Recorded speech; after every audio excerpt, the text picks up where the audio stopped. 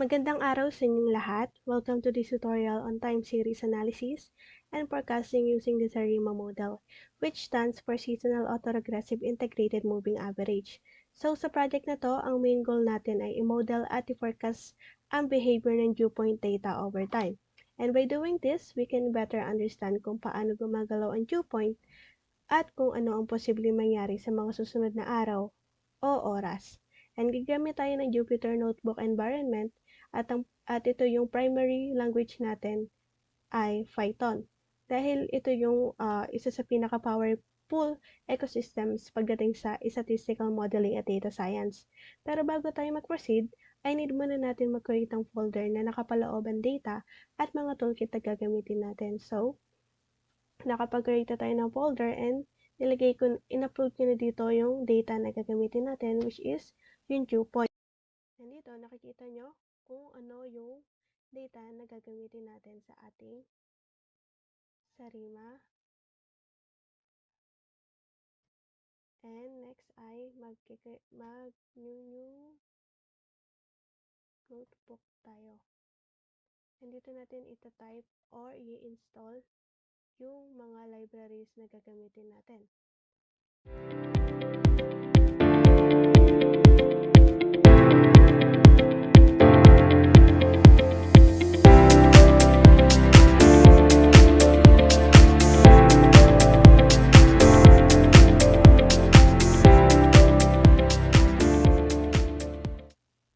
Yan. Na-install or na-type na natin yung kailangan natin na libraries. So, magpo-proceed na tayo sa ating step 1, which is importing libraries. So, first thing first, ayun nga, tools muna tayo. And we are importing standard libraries for data handling. And let's start.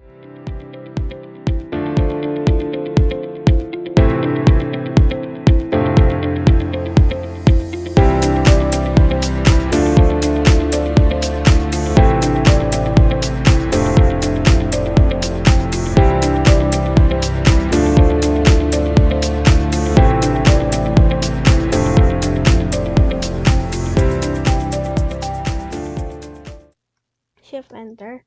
And quick explanation lang. And dito, ano ba yung function ng mga libraries na gagamitin natin? And for pandas, ginagamit natin to para sa data manipulation at handling data frame. For Matplotlib naman or Matplotlib, ito yung visualization tools natin para makagawa tayo ng plots at graphs. For NumPy naman is para sa numerical at array operation. And for FEMDARIMA or AutoArima is ito yung pinaka-importante dahil ito yung tutulong sa atin na automatically hanapin yung PESARIMA parameters. For stat models or SARIMAX naman is dito natin isa-set up or iti-train ang final SARIMA. So in short, kumpleto na ang toolkit natin for data loading, visualization, modeling, and forecasting. For step 2 naman is load na natin yung dataset na gagamitin natin, which is yung dew point CSV. And dito, na-upload naman na natin yung data natin. So, let's type.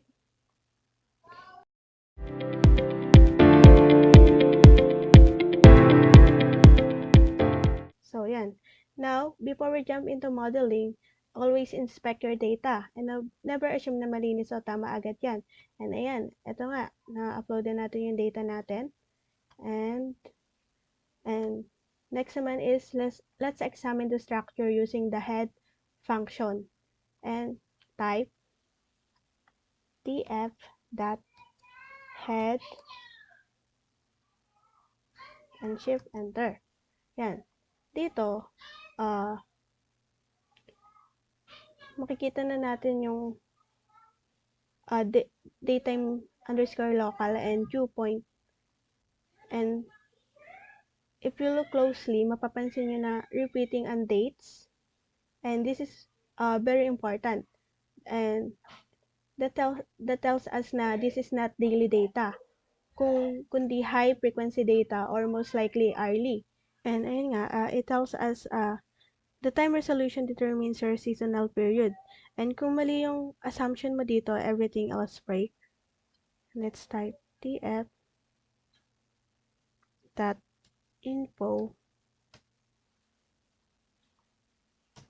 Yan. Yan. Dito naman, nakita, ayan nga, time resolution determines the seasonal period. And again, kung mali nga yung assumption mo dito, everything else breaks. And let's proceed sa step 3, which is train validation split. And before modeling, reminder lang, never train and test on the same data. And this is especially important sa time series. And let's type.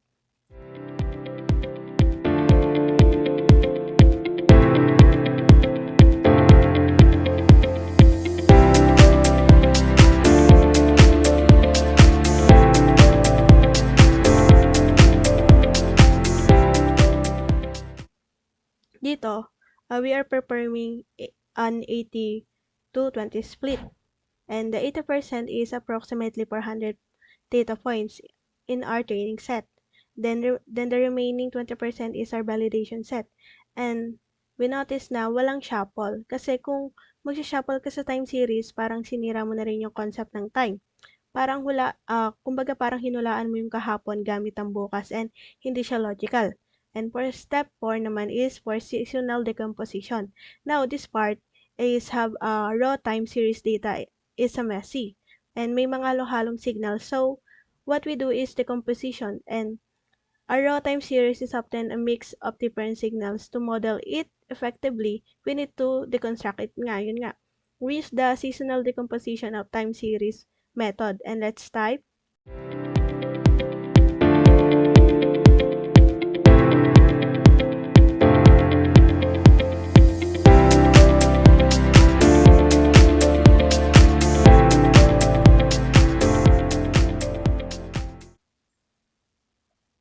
Yan. We set period is equal to 24. And why 24? Because early data is 24 hours in a day. And we are assuming daily seasonality. And we are hypothesizing that the dew point pattern repeats every day. So, let's analyze the 4 resulting plots. And ito, nakikita mo naman natin yung 4 plots na nasa screen. And let's look at the plots. And dito, sa unang plots, which is the raw data, makikita nyo na very noisy. Paakyat, pababa, na parang walang direction. But, ayun nga, don't be fooled dahil may structure yan. The composition has successfully extracted the underlying direction, and we clearly see a downward trend in dew point over the specific time frame. And sa pangalawa naman, which is etong trend plot, and here biglang luminaw. Makikita natin na may downward trend ang dew point sa time frame na to. So, kahit noisy ang raw data, may underlying direction. And the seasonality section is the most important finding. And sa pangatlo naman, which is the seasonal plot. And this is the most important plot. And look at that na napaka-perfect wave. And the rhythmic wave repeating every 24 steps. And this confirms our hypothesis that the data has a strong daily seasonality. So at this point, confirm na seasonality exists and it's strong. And sa last naman is residual plot. And dito, this is what the model can explain nga. And ideally, dapat parang random lang. And here, mukhang reasonable naman. So, decomposition work well. So, let's proceed naman sa step 5. And now comes the hard part and the parameter selection. And yun nga, manually doing this, honestly, medyo mahirap, medyo masakit sa ulo. So, we let the AutoArima do the heavy thing. And let's type.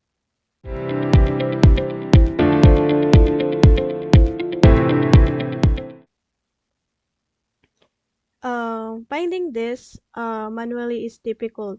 Instead, we use the AutoArima function. Ito ay isang stepwise search algorithm na parang grid search para sa time series. And mapapansin natin na ang mga parameters na sinet natin ay seasonal ang seasonal ay naka-true at ang M na siyang period ay 24. Ibig sabihin, explicit nating sinasabi sa model na maghanap ng 24-hour cycle na nakita natin kanina. And kapag tinignan natin ang output log, makikita na ang algorithm ay umiikot sa iba't ibang combinations ng ARIMA models. And sa bawat combination, kinocompute nito ang AIC. And sabi nga, ang AIC ay isang mathematical method para i-evaluate kung gaano kaayos ang pag mas mababa ang AIC. Mas maganda ang, oh no. Kung gaano kaayos ang pag-fit ng model sa data na pinanggagalingan nito. And sabi nga, mas mababa ang AIC, mas maganda ang model. And it finalize the AIC na ang sobrang complex sa models. Kaya ang goal nito ay makahanap ng model na pinaka nakapag-explain sa data o ng data gamit ang pinakakaunting terms na possible. And while waiting the code, medyo matagal siya mag-run. So here, the search has converged to ARIMA 212-20024. And for the non-seasonal parameters are 212. And for the seasonal parameters are 200 with periodicity of 24. And this is the configuration na gagamitin natin para sa ating final na model. And let's type for and before natin i-type, yung step 6 natin is alam natin na yung optimal parameters and plug them into the Sarimax model mula sa stat models to train our final estimator. And let's type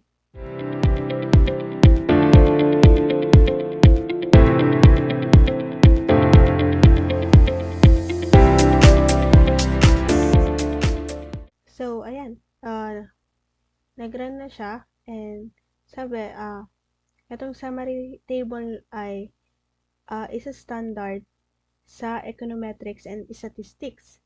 And dito, let's break down the key sections. And dito sa model of coefficient, ito are the weights the model has learned. Ayan nga yung coefficient. And for instance, AR.L1 is meron siyang coefficient na 1.09 means.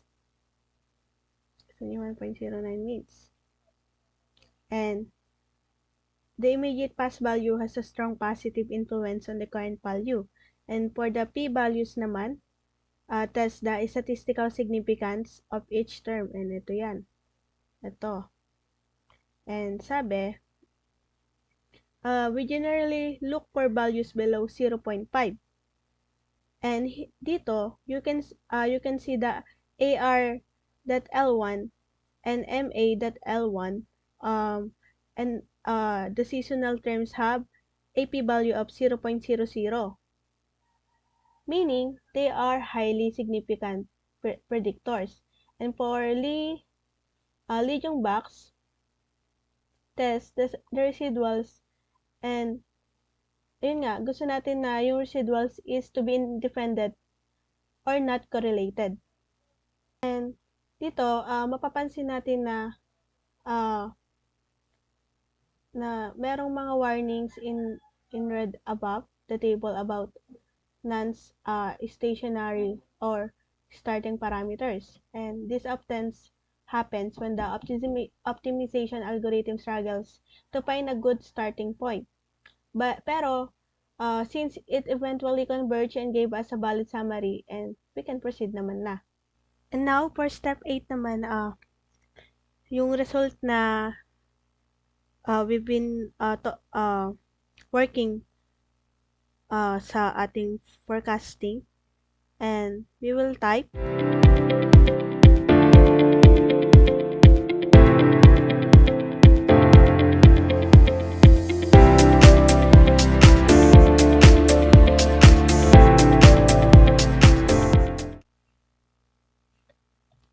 and shift enter. So yan, nag-run na, and dito pinapakita yung graph. And for the blue line, itong mga blue line na to, ito yung observed data natin. And for the red line naman, itong maliit, itong maikling red line na nito, is our predicted forecast. And for this, dito sa result na to, makikita natin na quiet interesting siya. And yung model ay nagpakita ng successfully na trend and seasonality. Pero, tignan natin ng maigi yung blue line papunta sa kanan. And dito, sinasabi na yung tunay na data ay magiging very volatile with deep spikes. And sabi, yung model natin ay nagre-represent by the red line is more conservative. And here nga, it's predict the rhythm correctly, but it doesn't quite reach the extreme loss sa actual data na nakita natin. And dito, common na yung characteristic ng ARIMA models, and they tend to be mean reverting at safe naman rather than risky. And for step 9 naman, dito yung visual interception natin is subjective. At sabi, in academic research, kailangan na objective numbers ay ma-quantify natin yung performance. So, we calculate yung ibang several or yung ibang error metrics. For step 9 naman is, let's type errors equal predictions that predicted underscore mean validation underscore set that values. Enter RNS